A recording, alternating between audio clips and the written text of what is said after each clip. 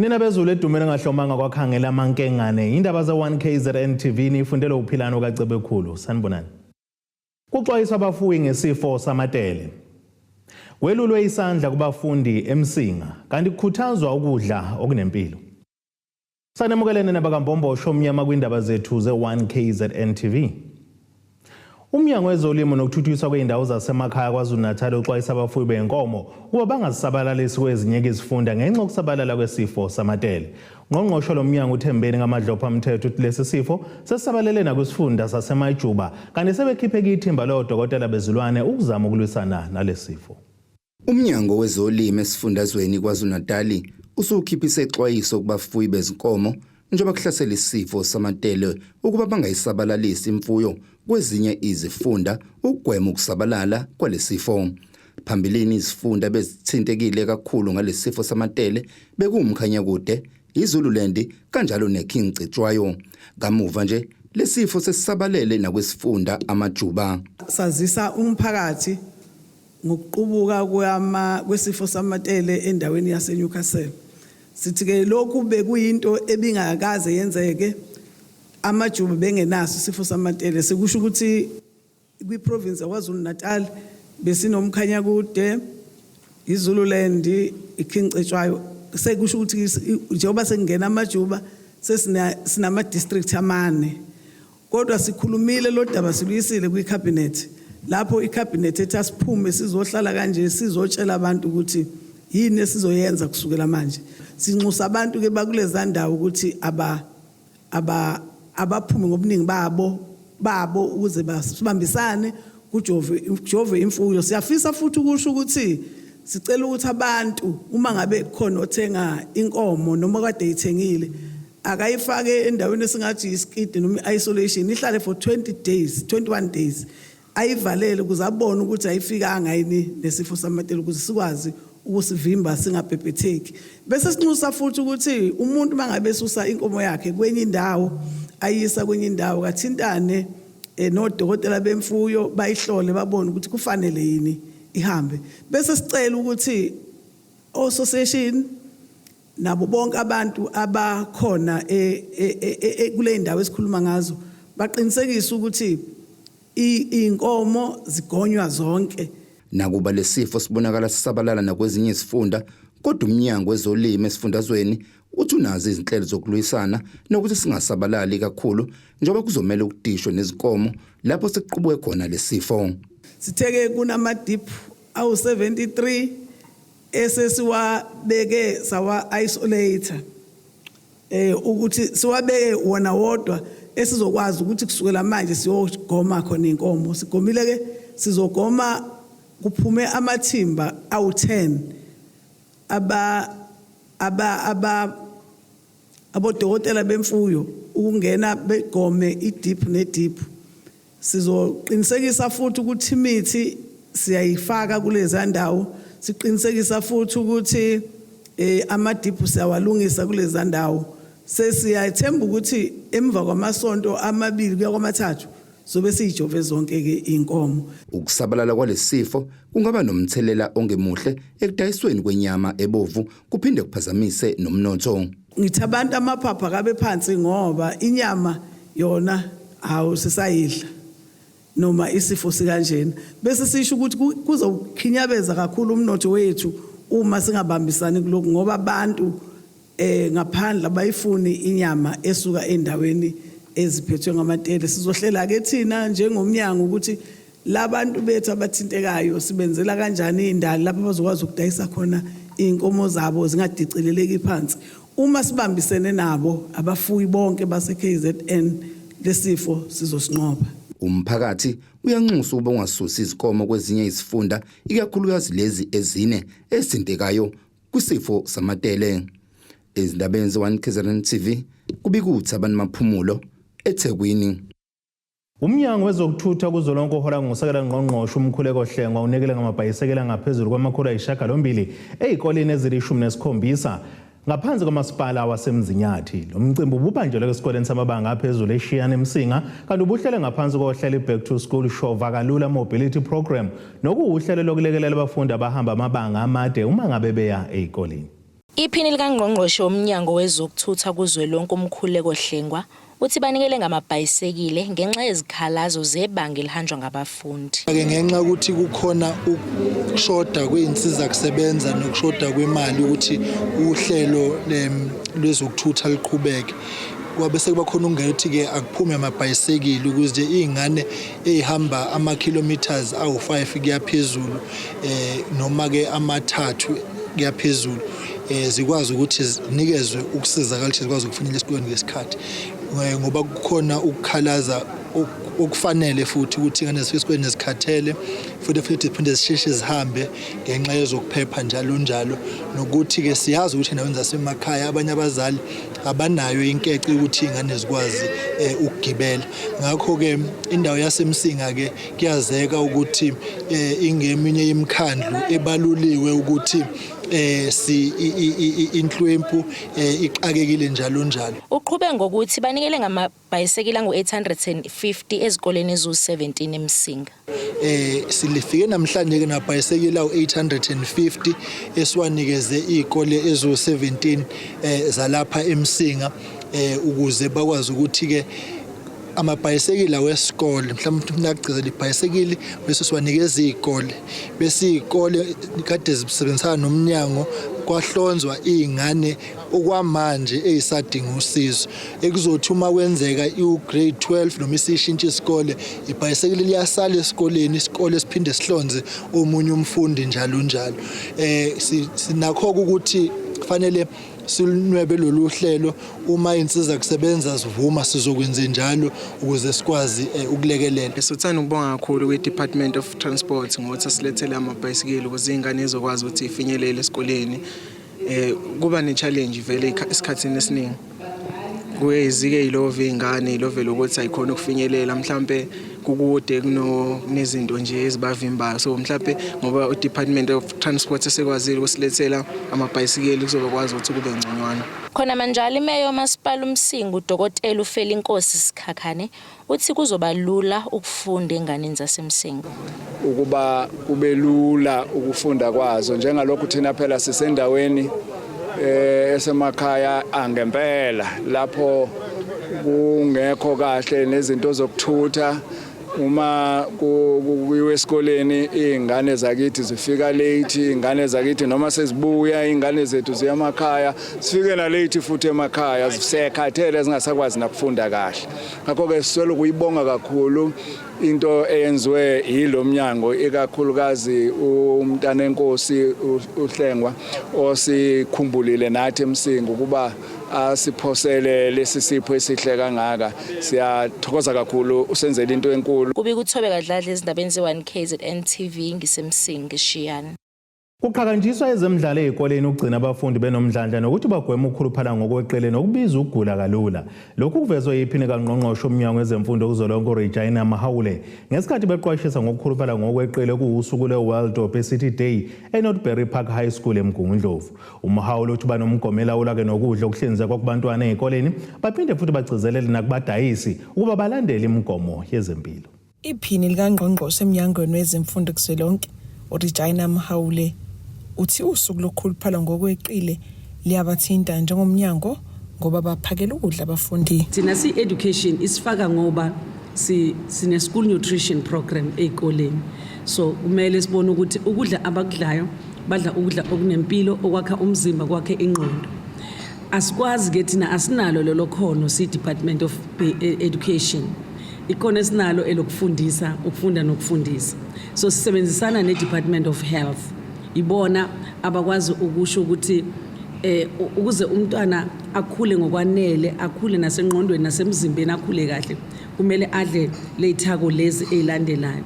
uMahawule uthi basebenzisana nabahloli bezempilo ukuqekelela ukuthi ama-tuck shops ezikole adayisa ukudla okufanelekile. Abantu bezempilo ibona abezayo bazo-checka ama-tuck shop ethu kodwa-ke ne-SGB itrainiwe ukuthi bamonitore lama-tuck shop babheke ukuthi i-tuck shop ihlanzekile i-tuck shop ithengisa ukudla okuyikona kona so ingakho umsebenzi we-SGB ukubheka i-governance of the school ngoba ne-tuck shop is part of the school especially isikole esifana nalesi ngoba abantwana abanye siyabalethela ukudla, ezinye ingane asizilethela ukudla ngoba i-quintile 4 abazali bayakhona. Usihlalo wesigungu esilawula isikole uthi kubaphatha kabi ukukhuluphala kwabafundi ngokweqile. Yasiphatha kabi ukuthi ezinye zingane zikhuluphele ngokweqile.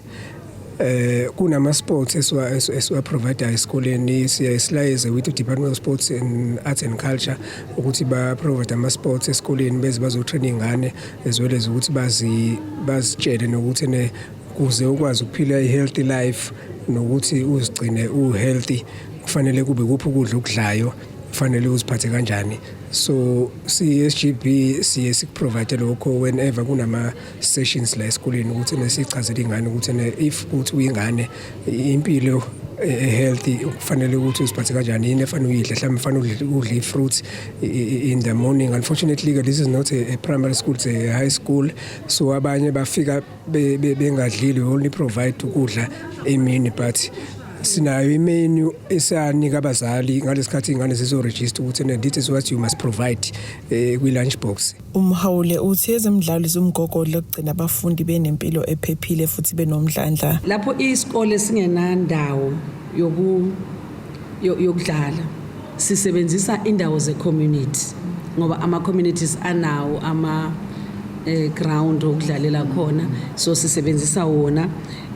So kuba nosuku esikoleni ke in the province lapho elidedicate ukuthi lolu suku leli ngalesikhathi lesi i-formal curriculum iyema ungene isikhathi sports. Izindabeni ze1KZN TV ngu-Ayanda Dubengse Northdale Mgungundlovu. Ake seyitolene nebeselo sophinde sibuye futhi nezinye zindaba.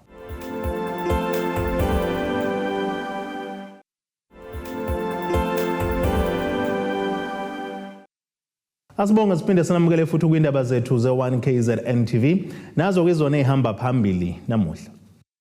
Kuxwayiswa abafuyi ngesifo samatele. Welulwe isandla kubafundi eMsinga kanti kukhuthazwa ukudla okunempilo.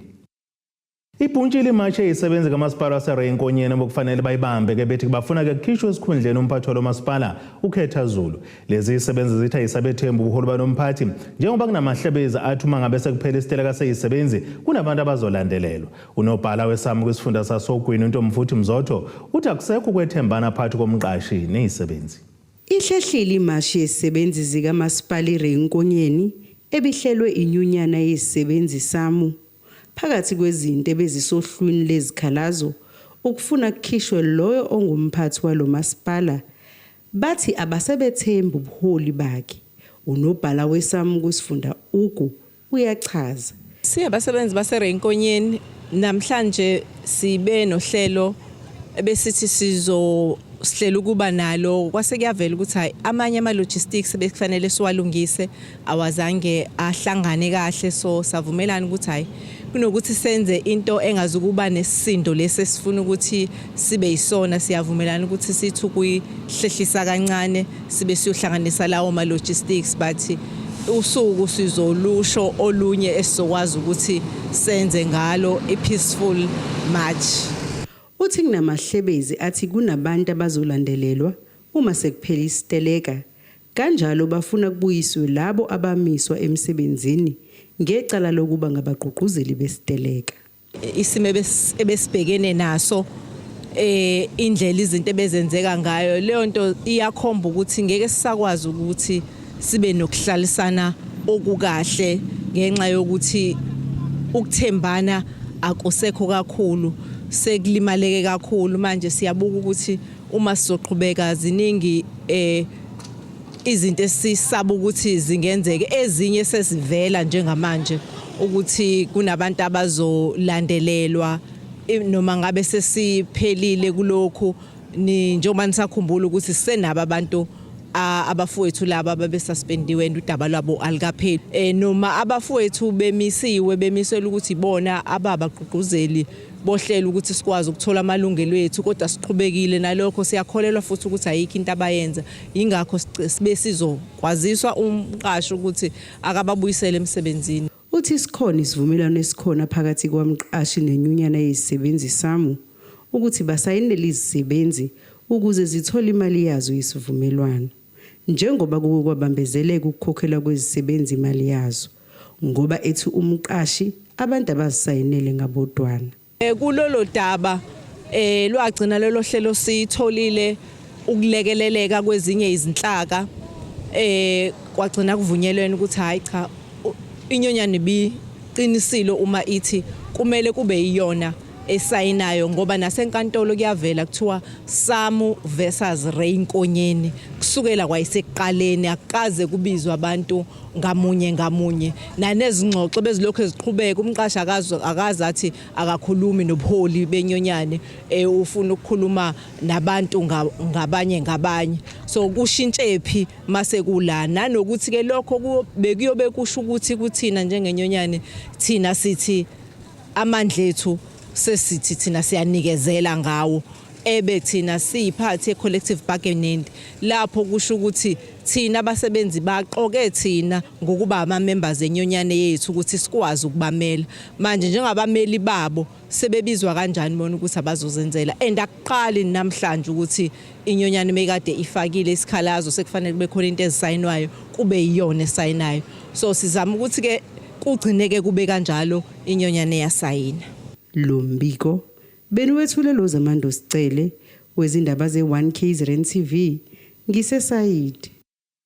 Inkosi yesizwe sasemathulini ozwathini ngasemgungundlovu maphada nekamthani Khomu phaphele gwalagwala abafundi abaphumelele ngamalengiso kumatikuletsheni ngonyaka wedlule yaphinde yanekela ngomfaniswana kubafundi bezikole zamabanga aphansi. Inkosi uMhlabunzima Zwelinjani Mthuli ikhuluma ke nezo kule indaba iveza ukuthi lena ke ngenye nje emzamo yokukhuthaza nokukhumbuza intsha yesizwe sayo ngokubaluleka kwemfundo. Bekusindwe ngobekuthole inkosi yesizwe sasemathulini ozwathini isingethe umcimbi wokukhomelisa abafundi abenze kahle kumatikuletsheni wangonyaka owedlule.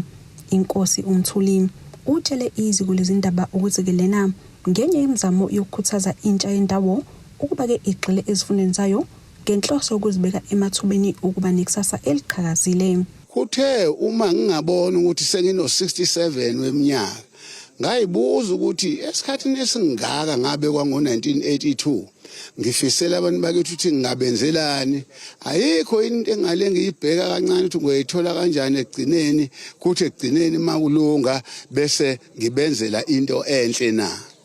Namhlanje ke ngenzela isizwe ukuthi sizodla sijabule ngijabulise nezingane zaso iphase kahle ngiyithele ama uniform ebese futhi nginezikole ezenze kahle nazo ngiyikhomelise ngama trophy ngenze konke nje okuhle okusho ukuthi imfundo emathulini ithukhonziwe futhi iyathandwa nami ngiyithanda kakhulu futhi lokho okungisuse ugqozi phansi. Ngokusho kwenkosi uMthuli ingaphezulu kwama40 iminyaka yabekwa kulesihlalo ehlezi kuSomo iveze ukuthi le ndawo ehlonisa uMasipala Indodeni Nomgungundlovu ike yahlaselwa yisihlava lapho ke intsha ibidoda ezikoleni kepha ke izinduna amakhosi kanye nabazali babambisana kwaqedwanya ngalomkhuba. Ngibona ubuhle bodwa kodwa buke bahlasela ububi bahlasela uyabona ke laba bangiqungile induna asiphelele abantu basahlazekile sasukuma sema ngomumo sasikhalima isho ezihlala emaweni ngesikhathi sama period ngaphakathi siyikhalime sibiza abantu abaqoka ukuthi abohlala kulezo ndawo masithi ziyaqhamuka nje bathi memfu uzabona zonke izingane zesikole ukuthi hawu kanti kubi manje kuyasetshenzwa abazali basinakile ukuthi asisafundi uzothola isimanga ukuthi lesikole okuyisona ozobusizwa laphana sekukhulunywa ngaso imthu lekusona isiphume phambili isona besihlupha kakhulu kodwa ngecontrol yethu sasicontrola isona namhlanje esenze unumber 1 sane percent elikhulu kakhulu. Sekungumlando ukuthi abafundi abebenza umatikuletsheni esifundazweni KwaZulu-Natal benze salala isibiliki isifundazwe ehambe phambili ngokuphasa leli banga ngonyaka owedlule. Uthisha Nhloko wesikole esiziqoqode emakhanda ngaphansi komgungundlovu uthi ke lokhu bayakuthokozela. Isikole sethu sinezingane ezibalelwa ngo475 sasine number ethe ukuthi xaxa ngenxa yama challenges ke lawa okhuluma ngawo. 1 uthola ukuthi abantwana sekunezimpi ngaphakathi esikoleni kodwa ke kunqandwe ke kusetshenziswane nemphakathi nezinduna namakhosi ukuthi kunqandwe lokho kulwa. Number 2 ezinye zeingqinamba esibhekene nazo indaba yokushoda kweinsiza kusebenza umnyango ongasilekeleli ngazo ukuthi sikwazi ukuthi izikole zikwazi ukooperate. Ilezo zinto ezinjalo esizibona zingqinamba, kodwa ke siyabonga ukuthi phezulu kwakho konke lokho kushoda kwezingqinamba kukwazekile ukuthi kuproduce ama result alolu hlobo, okusho ukuthi nathi si proud ngabantwana bethu abazophuma behambe beyikhungweni zemfundo ephakeme ukuthi beyokwenza ikusasa labo libe ngcono bese bebuya futhi beze emphakathini bezotshala. Kuphinde kwanikelelwa izikole zamabanga aphansi zendawo ngemfaniswano, kanti lo mcimbi ubuzinyeziswe nangamakhosi eindawo eingomakhelwane nabeke esixoshiswa ngenkomo. Ezindabeni ze-1 KZN TV kubi uNtomo khona Mvubu ozwathini. Ubukhosi besizwe sakwaZungu kwaMadlebe eMevamhlophe empangeni enyakatho nakamthaniya bukhuthaze abafundi besikole eMevamhlophe High School ngokusibungaza ngomcimbi lapho busihlabele khona inkomo kulandela ukuthola imphumela kamatikuletsheni engu-100% iminyaka emithathu kulandelana. Induna yesigodi eMevamhlophe uThokozani Gina uthi inkosi kwenze lokhu ukugqugquzela imphumela emihle kamatikuletsheni kulesi sikole. Ukwenza kahle kukamatikuletsheni ka-2024 ngokuphasa ngamalengiso eMevamhlophe High School ikona ke ukudonseka amehlo obukhosi besizwe sakwaZungu ngokubabungaza ukwenza kahle kwabo kulesi sikole, ngokubahlabela inkomo, ukubagqugquzela nokubonga ke ukuzikhandla kwabo. Ekwenzakho iyakujabulela ezinganeni eziphasayo kakhulu, ize nayibe nesande esihle ngoba yakha nezikole ngakho konke, ngoba ifuna ukuthi indawo yakwaMadlebe ibe nentuthuko enhle. Ukuphasa kwengane kwenjabulo kuyasithokozisa, nenkosi iyakuthanda. Izifake isandla inkosi izikhiphe nesilwane ithi nikeza izingane ikhuthaza ukuthi mayiqhubeke ziye phambili. Lesi sikole ngonyaka wedlule kumatikuletsheni besinabafundi ke abayi135 baphasa bonke ngebachelor nediploma. Iphini likaThishanhloko eMevamhlophe High School uPhilani Ntuli uthi lesipho senkosi yakwaZungu kukubakhombisa kakhulu ukuthi iyabaseka. Sibonga kakhulu futhi ke asiphezi kwabeni Nyamakayishi Ncwane, siyabonga kakhulu and engingaphinde futhi ngikubalule ngingafuni ukushiya ngaphandle ukusekela kwakhe kanye nabazali kuhle kakhulu ngoba umphathi wesikole uMr Mange uyena ikhona ekugcizelele kakhulu nama ideas akhe iwona ayenza ukuthi lemphumela esinayo kugcine futhi siyithola sikwazi futhi ukuyimaintaina mihla yonke, sesikwazi ukuthola 100% cishe iminyaka emithathu naphambilini sibesike sabathola 100%. Isikole senza nje kahle kakhulu. Abazali kanye nabafundi bathi ngalokhu inkosi yakwaZungu ikhombisa ukuthi ithakasela kanjani imfundo. Lokhu kwenza ukuthi abazali bekwazi ukuthi bebone inkosi uthanda kangakanani nomphakathi wayo, ngoba lokho ekwenzile ukwenza ngothando nangokuthi abafundi abanye bekwazi ukuqhugqumezela. Ngijabule kakhulu ukhombisa ukuthi nathi sibalekile ukuyiphusha nokuyikhandla kwethu sisizwe nangothisha ukhona ukusenzesa esathola nayo inkomo esikoleni. Ezindabeni ze-1 KZN TV kubi inkosi enhle Mthembo eMevamhlophe. Asiphinde sithi shelele etolweni nebesolo siyabuya nezinye zeindaba.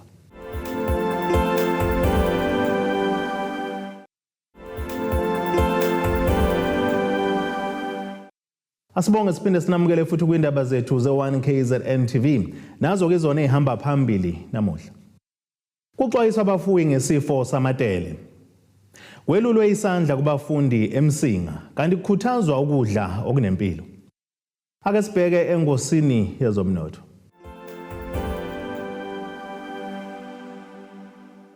Iranda kuleli ngu-18.07 kuyidola laseMelika, libe ngu-23.35 kupondo waseBrithani, libe ngu-19.61 uma kuqhathaniswa ne-euro yase-Europe, kanti intengo yegolide yona ngu-$2,920.26 ounce, kuthi intengo koyilo ongahluziwe ibe ngu-$69.46 umphongolo. Ake sibheke engosini yezemidlalo. Umqeqeshi weBanyana Banyana uDesiree Ellis uthi umdlalo wokuqala umngane neLesotho ubatshengisela bebefuna ukubona njengoba beqhubeka namalungiselo eWomen's Africa Cup of Nations iWAFCON ngamafuphi.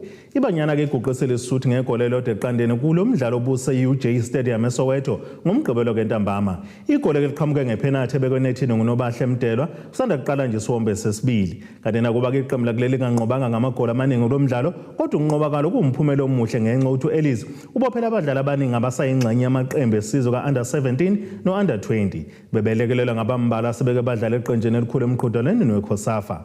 Nakuba ke leSotho ikleliswe ezansi kakhulu uma ngabe iqhathaniswa neBanyana kodwa ibifike nesikwati esiqinile esikwazile ukukhombisa abadlali bakuleli ukuthi yini okumele noma okufanele bayilindele ezingeni eliphezulu. Ake sibheke nasisimo sezulu esingelindeleka.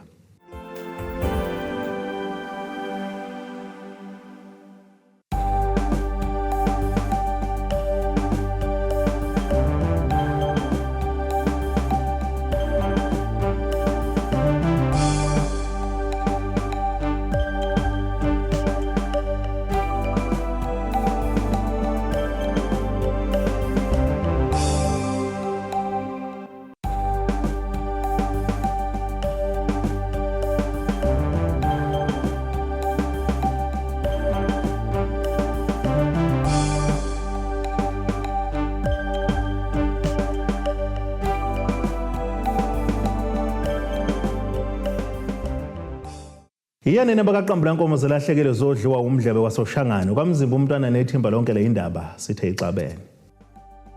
Abethuli bethu bezindaba baxhaswe iThuli's Bayview Bridal. Ungabashayela kulezi zinombolo ezivelile.